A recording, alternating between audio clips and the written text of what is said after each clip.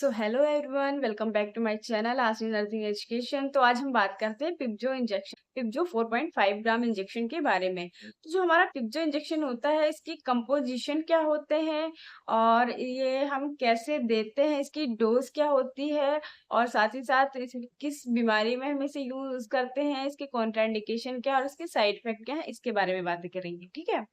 तो सबसे पहले हम बात करते हैं कि जो हमारा पिप्जो इंजेक्शन है, इसके कंपोजिशन कौन से हैं। तो इसमें हमारा आता है, एक तो पिप्रासिलिन आता है, दूसरा आता है हमारा टेजुबेक्टम।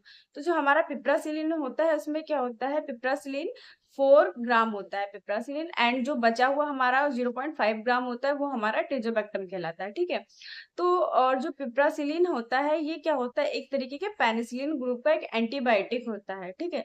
तो कह सकते हैं जो हमारा पिप्जो है, एक तरीके का एंटीबायोटिक है। ठीक है। और हम देते कैसे हैं, तो हम जब भी किसी पेशेंट को पिप्जो इंजेक्शन लगाते हैं, तो सबसे पहले हम इसकी एएसटी टेस्ट करते हैं। अब एएसटी टेस्ट का मतलब होता है एंटी सेंसिटिविटी टेस्ट करते हैं।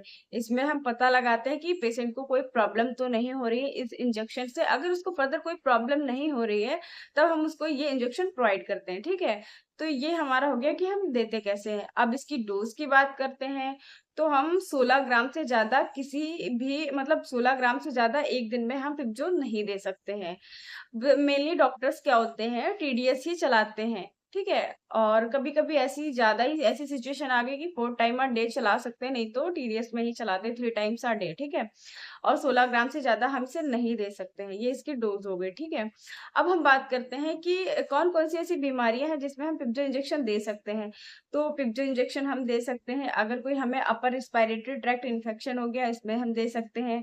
निमोनिया की कंडीशन में दे सकते हैं, या कोई स्टमक का ऐसा सीवियर इन्फेक्शन हो गया है, उसमें दे सकते हैं। ब्लड के इन्फेक्शन में दे सकते हैं। मेनिंजाइटिस में दे सकते हैं।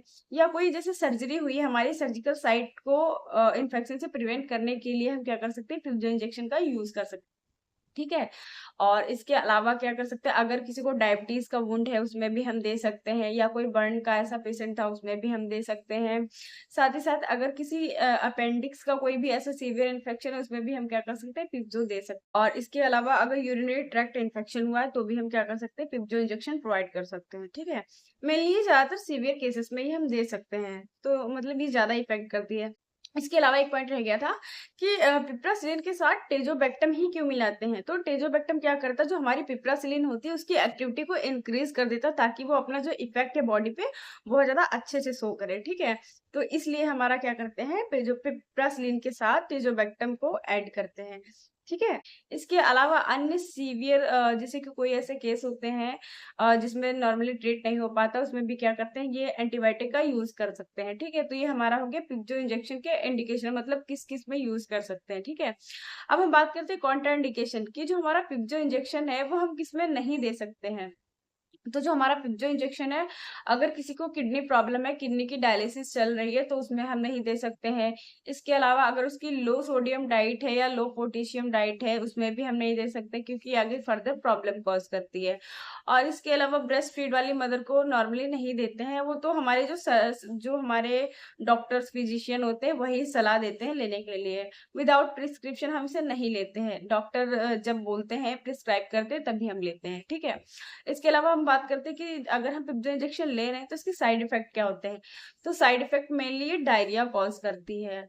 मतलब किसी किसी पेशेंट में, कुछ ऐसे पेशेंट होते हैं जिसमें ये कॉन्स्टिपेशन भी कॉज करती है। इसके अलावा नोजिया वॉमिटिंग फील होता है, इसके लगाने से बहुत ज्यादा उल्टी जैसी आती है, गैस बनने के चांसेस रहते हैं, बिकॉज यहाँ पे जो हमारे इंजेक्शन होते हैं बहुत ज्यादा गर्म और हार्ड होते हैं। तो ये क्या करती है, ब्लॉटिंग कॉज करती है, जिसकी वजह से क्या होता है, बहुत ब्लॉटिंग होती है, गैस बनने की संभावना रहती है। तो ये हमारे कुछ साइड इफेक्ट है। और इसके साथ साथ कभी कभी रैसेस भी हमें देखने को मिल सकते हैं। तो ये हमारे साइड इफेक्ट है। ये हमारा पूरा पिप्जो के बारे में था। अगर आपको कोई डाउट है, तो आप कमेंट बॉक्स में पूछ सकते हैं। Thank you.